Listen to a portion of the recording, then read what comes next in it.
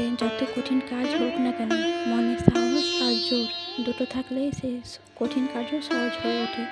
Hello everyone, আসসালামু আলাইকুম। তোমরা সব কেমন আছো? আশা করছি তোমরা সবাই ভালো আছো, সুস্থ আছো। আলহামদুলিল্লাহ, আমরা অনেক ভালো আছি। পশ্চিমবঙ্গের একটি ছোট গ্রাম থেকে আমি মিনা।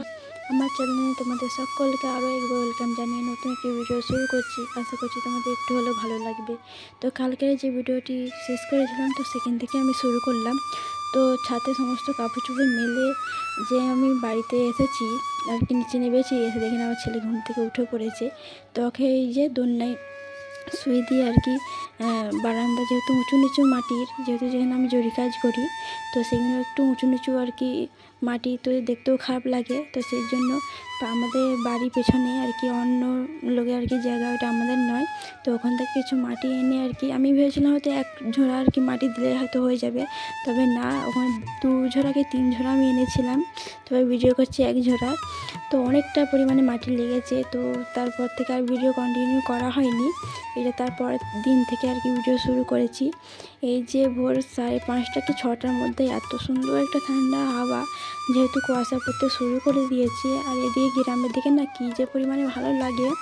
এই সামনে চারিদিকে মাঠ, এই চারিদিকে সবুজ, আর যে ভোরে মানে সকালবেলা যে পাখির শব্দ, কী যে পরিমাণে ভালো লাগে। কার কার ভালো লাগে একটু কমেন্ট করে জানিও।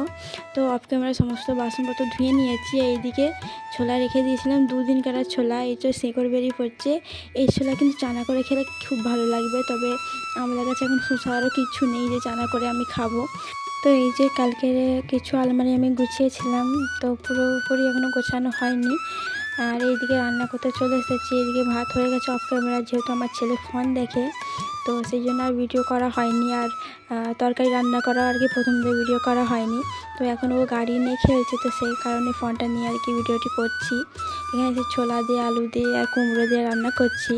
তো পেঁয়াজ, আদা, রসুন, মরিচ দিয়ে ভালোভাবে মশলাতে কষিয়ে লঙ্কা গুঁড়ো, হলুদ গুঁড়ো, অল্প পরিমাণে লঙ্কা গুঁড়ো দিয়েছি, যেহেতু আমি কাঁচা মরিচ দিয়েছি, আর অল্প পরিমাণে মিট মশলা দিয়েছি। দিয়ে মশলাটাকে কষে নিয়ে আলু আর কুমড়োগুলো আমি দিয়ে দিয়েছি। তো তার মশলা কষানোর সময় আমি আর কি ছোলাগুলো দিয়ে দিয়েছিলাম। তো এই কৌটোগুলো না কালকে আমি গা ধোয়ার পরে ধুয়েছি, বলতে পারি বিকেল দিক করে। এগুলো ভিডিও করা হয়নি কারণ এতে মশলা ছিল, তো সে কারণে না এই ভেবেছিলাম যে আমি বিকেল দিক করে আর কি এগুলো ধোবো।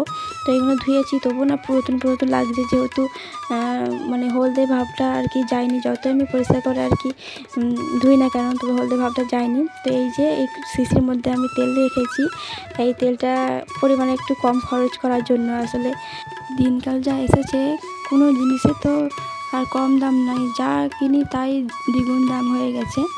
তো সেই কারণে চেষ্টা করছি যে আগের তুলনায় আরও কম করে আর কি খরচ করার। তো এই দিকে আমি এগুলো অফ ক্যামেরায় সমস্ত মশলা আর চিনি, ডাল এইসব যেটুকু এনেছিল তোমার দাদা ভাই, তো সেইটুকু আমি আর কি কৌটোর মধ্যে রেখে দিলাম। তো এই যে 2 জায়গায় আর কি চিনি রেখেছি, যেখানে রান্না করি মিটকেসে ওখানে অর্ধেক চিনি রেখে দেবো, আর একটা ডিবাতে আমি আমার আলমারিতে রেখে দেবো। তো তার মধ্যে এই যে আমার আলমারিটাকে একটু ভালোভাবে গুছিয়ে নিয়েছি। কমেন্ট করে জানিও যে কী রকম গোছানো হয়েছে। যেটুকু আর কি বেশি কিছু নেই, যেটুকু আমার বাড়িতে রয়েছে সেইটুকু দিয়ে আর কি গজ করে নিয়েছি। আর এখানে আমার কাপড় চোপড় আর কিছু গজ করা হয়েছে। আর এই আলমারি না এই পাল্লাটা ভেঙে গেছে, লাগাবো করে আর লাগানো হচ্ছে না, তবে ইনশাল্লাহ খুব তাড়াতাড়ি লাগিয়ে দেবো। তো এই যত আবর্জনা ছিল আমি এই যে গামলার মধ্যে রেখে দিয়েছি, এইগুলো এখন গোছাবো না, কারণ আমি যদি গোছাতে বসি তো আমার ছেলে যেহেতু এখন ঘুমাই নেই, তো ও না টানাটানি করবে। আর এর মধ্যে না আমার জোরের কাছে সুই বলো আর হচ্ছে অনেক কিছু আর কি মানে ময়লারও রয়েছে, ওষুধ বলতে আমার সমস্ত জিনিস আর কি রয়েছে, তো ও নিয়ে আর কি ঘাঁটাঘাঁটি করবে। তো এই কৌটোর মধ্যে আমি সার্ফ রেখেছি, আর দেখতে পেলে মধুর একটা শিশি। আমার ছেলেকে না একটুতে ঠান্ডা লেগে যেত, তো ডক্টর বলেছিল যে মধু খাওয়ালে, সকালে ঘুম থেকে উঠে খালি পেটে মধু খাওয়ালে ঠান্ডা লাগবে না। তো সে কারণে ওর জন্য আর কি মধুটা কেনা, তারপর শীতকাল চলে এসেছে, ওকে তো ঠান্ডা লাগবে, তো সেই কারণে মধু আগে থেকে কিনে রেখেছি। তো তার মধ্যে রান্নাবান্না এদিকে কমপ্লিট হয়ে গেছে, তার মধ্যে এই যে মাছ বিক্রি করতে চলে এসেছিলো। তো যেহেতু আমি নিই মাছ, তো সেই জন্য আর কি আমাকেই বলছিল যে মাছ নিবে, তো আমি বললাম নিয়ে নিই, কারণ নদী মাছ খাওয়ার থেকে এইসব মাছ খাওয়া বেশি উপকার। তো এই মাছের দাম নিয়েছিল 15 টাকা। তো খাওয়া দাওয়া করার পর এটা বিকেলে তোমার দাদাভাই যেখানে কাজে যায় অনেকটা পরিমাণে দূরে, মানে 2 ঘন্টা সাইকেল চালিয়ে আর কি কাজে যায়। আর মানে বর্ষাকালে তো কোথাও আশেপাশে কাজ হয়নি, অনেক দূরে আর কি সাইকেল চালিয়ে কাজে যাই। তো সেখান থেকে এই যে শুকনো খাবার আর পেয়ারা এনেছে। আর আমার যেহেতু পেয়ারা খেতে খুবই পছন্দ, মানে পেয়ারা খেতে আমি খুবই পছন্দ করি, তো সেই কারণে পেয়ারা এনেছে 500, আর এই শুকনো খাবার কটা এনেছে। বেশি কিছু আনেনি, 3-4 রকম আর কি শুকনো খাবার নিয়ে এসেছে, 2 রকম বিস্কিট নিয়ে এসেছে, একটা খাড়ি নিয়ে এসেছে, আর একটা আর কি লেরো নিয়ে এসেছে। তো এখানে তার সাথে কিটক্যাটও এনেছে। আমি একবার বলেছিলাম যে কিটক্যাট খাবো, যেটা ছোটো, মানে এটা নিয়েছে 50 টাকা, তো যেটা 25 টাকা কি 20 টাকা একটা কিটক্যাট আছে ছোটো, তো সেটা নিয়ে আসতে বলেছি। উনি এই 50 টাকা দামি নিয়ে চলে এসেছে। আর আমাদের মধ্যবিত্ত পরিবারে 50 টাকায় অনেক, তো নিয়ে আসার পরে আমি অনেকটা পরিমাণে রেগে গেছিলাম, বকাবকি করছিলাম, যেহেতু অনেক দূরে, তো এত ফেরত নেবে না, তো 50 টাকায় বলতে পারো পুরো পানিতে চলে গেল। কারণ একটা আমরা জরি কাজ করি, একটা গলার দামই 50 টাকা, মানে একদিন কি 2-3 দিন টানা লেগে যায়। তো সেই কারণে একটু রাগারাগি করছিলাম যে অত কষ্টের পয়সা করে কাজ করা হয়, আর 50 টাকা আমি একাই খেয়ে নেবো। একা খাইনি, সবাইকে দিয়ে আর কি খেয়েছি, মানে একা খাওয়া সম্ভব নয়, এতটা পরিমাণে মিষ্টি যে কি বলবো, আমি অত পরিমাণে মিষ্টি আমি খাইনি কখনো। তো এদিকে আমি এবার যে বিস্কুটগুলো এনেছিলো সেগুলো আমি কৌটোর মধ্যে ঢেলে নেব।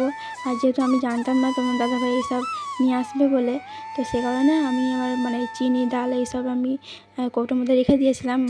চিনি 2 জায়গায় রেখেছিলাম, মানে একটা ছোটো কৌটো, একটা বড়ো কৌটো আর কি রেখেছিলাম। আর ডালও সেম একই।